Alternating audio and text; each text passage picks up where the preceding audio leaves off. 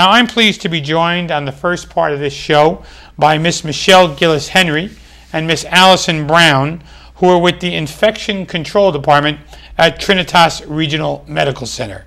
Michelle and Allison, welcome to the show. Thank you very much. Thanks for having us. Nice of you to take the time and join us here this afternoon to talk about what you do. And first of all, Michelle, Director of Infection Prevention and Control, and Allison is a coordinator kicking off a new education campaign for the general public.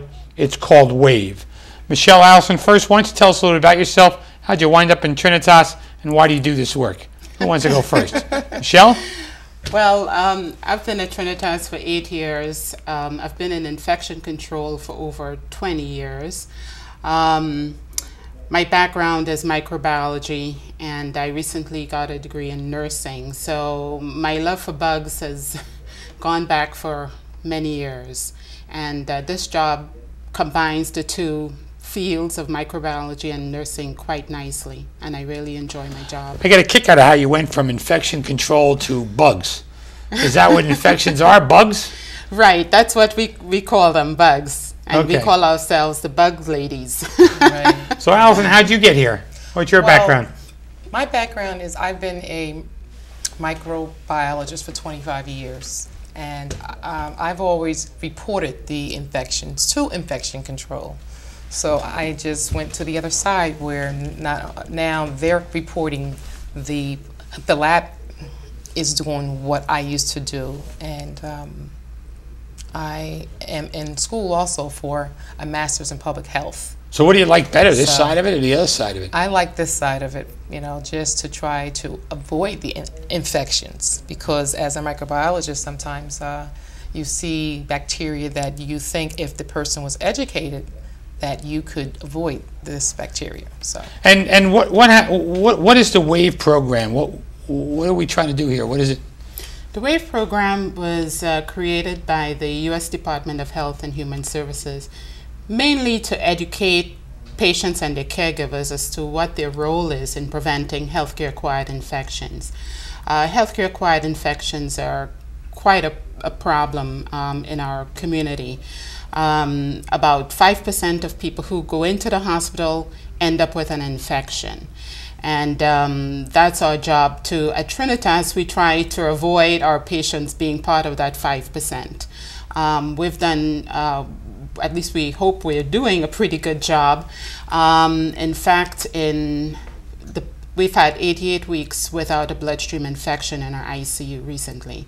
So, you know, we try to keep doing what we're doing and trying to, you know, get the word out there that infection control is basically everyone's business. It's not only infection control, it's everybody. Right. She's 88 weeks. Do you have like a board somewhere, Allison? A chart? Yes, we do. Like in our ICU unit, there's an area where every week or every month when we look at all of the data, we'll call the unit and they'll place that information in an area so all of the people who are involved, nursing, doctors, they can see how great of a job that they're doing.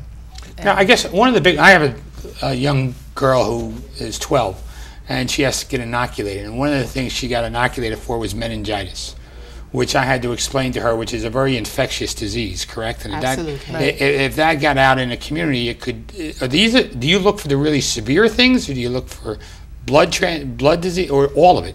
We look at everything. All of it. All of it. All of it. Yes. Yeah, what people get in the hospital, what people come in with. So, for example, a meningitis. Every now and then, people come through our emergency room and with a suspected meningitis, and people get all up, you know, very anxious about that. And we are responsible for reporting all communicable diseases to the State Department of Health. That's one of our main jobs. So anything like that, anything unusual, we report. How often do you have to report it? As it happens, or do you? As it happens, we have certain guidelines within 24 hours immediately for certain diseases. Yeah. Do other agencies send people here? Do you know, Allison, if that's the case? If it was only if there's an issue or a problem, but I think as long as I've been here, we haven't had that issue.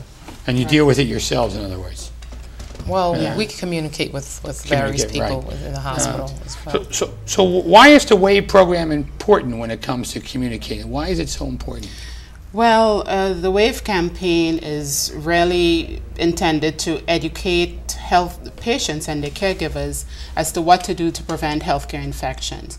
So the W, we have a poster here of exactly what's communicated by the WAVE campaign.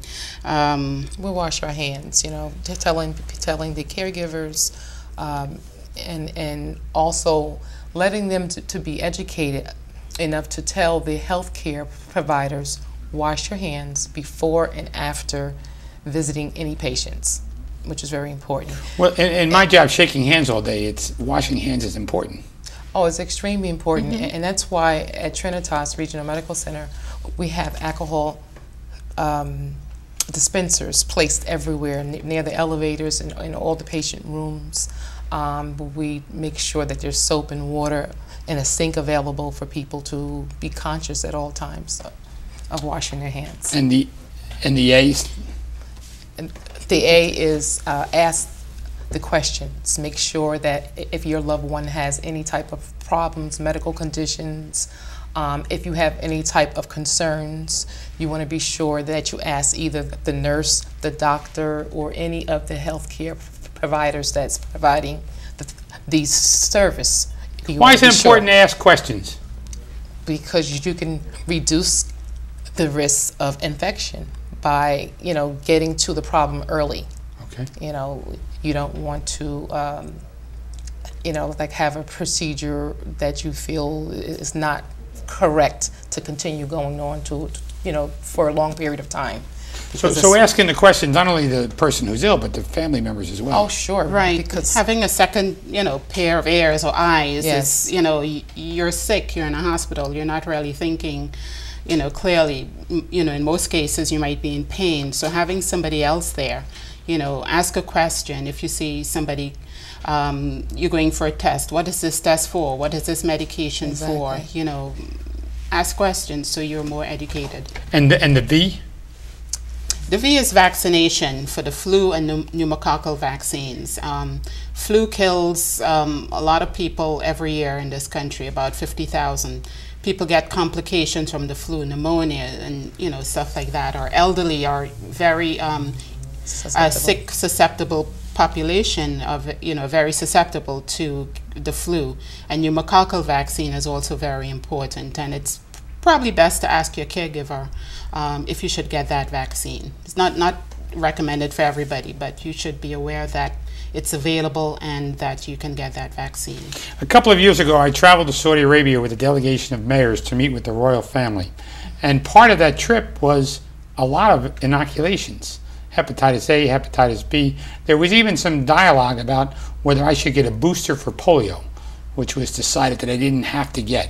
Okay. But traveling to other countries and getting different inoculations, some of the things we take for granted in this country. Yes, we do. Yes, absolutely. You know, some of the diseases are not eradicated in different parts of the world. You know, polio, for example, it's still a problem, endemic, which means it's only confined to that area. And with our world is so small, somebody can travel from Saudi Arabia to this country in a day, perhaps.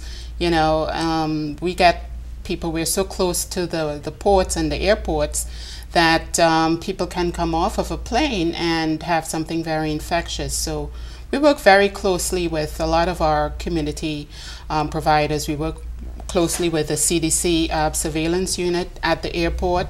If there's a person that comes on a plane, they might call us. A plane must be easy to transmit this, right? Oh, absolutely. Very easy, yeah. yes, because it's a small area and everyone's sitting very close to each other.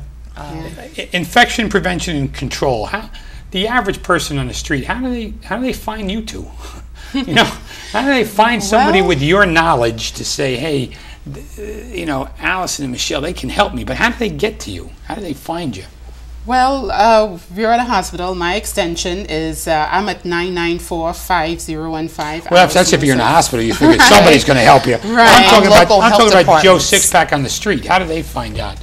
Well, you know, if we can put some information or, you know, like the local health departments I mean, they do have some information on this on the WAVE program, and their local doctors should be able to provide them with some information, especially hand hygiene, because I think that's been known that that's really very important to wash your hands, and most doctors know that they should tell their patients that. So. Well, I want to thank the two of you for taking the time to join us on the show and share this about what's the E stand for? We didn't get to that. Oh, the E is ensuring safety. Yes. If you have any sort of device, you should make sure that it's clean and get rid of it. Get rid of it if you don't need it. Take it out. Exactly. Yeah. Take it out. Well, Michelle and Allison, I thank you for taking the time to join us on the show and to talk about the WAVE program. And a lot of it's common sense, like wash your hands is probably the first step. Right. So Yes. helps. Would you mind showing this, just so people could Yes. We showed know it up what there. it looks And like if they what's see the phone number to call if they wanted to get information? They can call the main hospital number and we can get them information. We're trying to put this up on our website as well, trinitas.org. Thank you. Right. Thank you very much. For Michelle and Allison, I'm Chris Bolwage. Please stay with us after these messages. We'll be back talking about the Peruvian Parade celebration here in our city. Welcome back to our city. For the second half of the show, I'm pleased to be joined by Dr. Carlos Barragan here in our city, active with the Peruvian community and celebrating the Peruvian independence. Doctor, welcome to the show. Hi, Mr. Mayor. Good to see you again. Good to see you too. So tell us, when is the Peruvian Parade? First of all, I want to congratulate you for the re-election, to be a mayor of this great city. Thank you for the job you're doing. Carlos, I met you many years ago. You've been a dentist in our city. From the time we met, you've seen your practice grow. It's been a pleasure working with you. You served on our Board of Adjustment for a while. Yes. So I thank you for your volunteer hours and your commitment to our city as well. Thank you also for your support. Thank you. Okay, the Peruvian Parade will take place on July 22nd. That's Sunday. And on July 22nd, the Peruvian Parade, where is it going to be? It's going to be in the intersection of Front Street with Elizabeth Avenue. And then we walk towards the city of Elizabeth. And the parade will end at City Hall? Yeah, in the City Hall. And what time is it starting on the 22nd? It's going to start at 11 in the morning. And it's going to take... Peruvian time? Peruvian time. We say 11 o'clock, but it's going to be 11 o'clock. Oh, okay. In the morning. And it's going to take, 1 hour and a half. Most. To get to City Hall? Yeah. And what happens at City Hall? Is there going to be any speeches and, Yeah, we invite dancers, a group of dancers. Also, the Uruguayan community show us with it's called a candombe rhythm. It's a kind of dance that they have. They are support us with that. So the Uruguayan community will be joining the Peruvian Parade? Yes. Oh. It's going to be a show in the front of the City Hall. And it's going to be Peruvian dancers. It's going to be people who support us in different communities. And Dr. Barragan, why Elizabeth? Is this the first Peruvian Parade? Have we had them before? Yeah, we had before last year another Peruvian Parade. We are a Peruvian for Progress organization. That's our organization formed in the year 2000 in Elizabeth. And we were celebrating the Peruvian independence. This is going to be the 191 independence. And every year we have a Peruvian parade to celebrate this independence. So we have a flag raising scheduled for the Friday before as well. Exactly. The flag raising is going to be at 5:30 on Friday 20th. Right, and then we'll raise the Peruvian flag and we'll have some remarks on the steps of City Hall that day as well. Yes, it's going to be also a toast of honor and building of the Union County.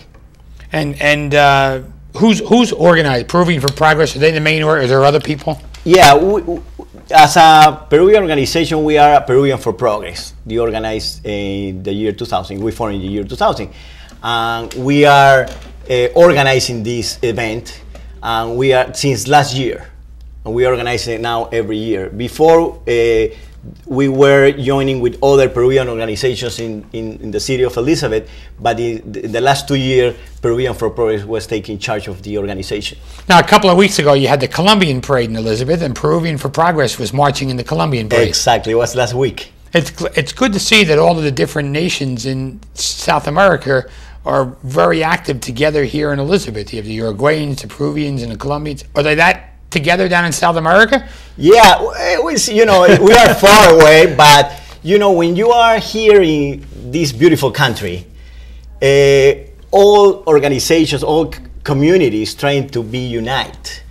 We're trying to support each other because we are immigrants and we're trying to celebrate our culture, trying to keep our roots, and we usually get along very well. That's great. And who's helping to sponsor this parade? The City Hall, as you, and the Board of Freeholders, many Peruvians businesses in the city, and other businesses from other countries. Now, Dr. Barragan, what do we expect to see along the parade route besides lots of people? Okay, we have floats.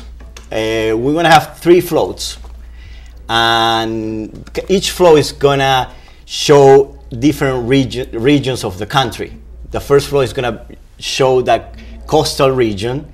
The second float is a mountain. The third float is the jungles. With every float is going to have a queen, or a princess, a princess that is going to start showing every region culture. And also we're going to have... So the different regions of Peru will be represented by different floats in the parade. Exactly. And that will be like native costumes to those regions as well? Yes, exactly. And we're going to have dancers also between the floats. It's going to be dancers. And also... Is the dancing different in the different regions of Peru? Yes. We have different dancers. And also we have different food. So the food's not all the same throughout Peru either? No. It's different. Each region has a different food, and it's very delicious. Now, what part of the region are you from? Coast, the coast, the capital. Lima. Yeah. Now, being from Lima, is there another region in Peru that you prefer the food, or you prefer the Lima food? Actually, I prefer all the 3 regions' food. Oh, you're a good politician there. You prefer all the regions. Because the Peruvian food is very rich. It's a good food, you know. Well, there's 2 Peruvian restaurants in Elizabeth, and I've been to them for lunch. They're very tasty. Both around the corner from City Hall. Yes. Yeah. Actually, in Elizabeth, there are like probably 20. Well, those 2 are the closest, and then I was on Orchard Street, and the schedule during the campaign messed it up, so I'm going to have to go back there for lunch during the summer. Yeah. Yeah. You try. But the potatoes with that sauce is absolutely delicious. Yeah, that's called papa la huancaína. Is that what? It's a food from the mountains. Mm-hmm. The sauce is over the potato is from the mountains, and it's but we eat it in the coast because we have, you know, a lot of integration of the other regions in the coast. Okay. Yeah. What are the activities after the parade? After a parade in the City Hall, we want to have a show where we have a very special invitation from it's called Scissors Dancer. It's a dancer dance with scissors, and they do some movements in the air, in the floor with scissors, and like cutting something. And it's a very traditional dancing from the mountains in Peru. And the Peruvians for Progress are running the parade. Why do you think it's important for your organization to run this parade? Because in Elizabeth, we are a very organized group, and we always want to keep the culture of the community, Peruvian community.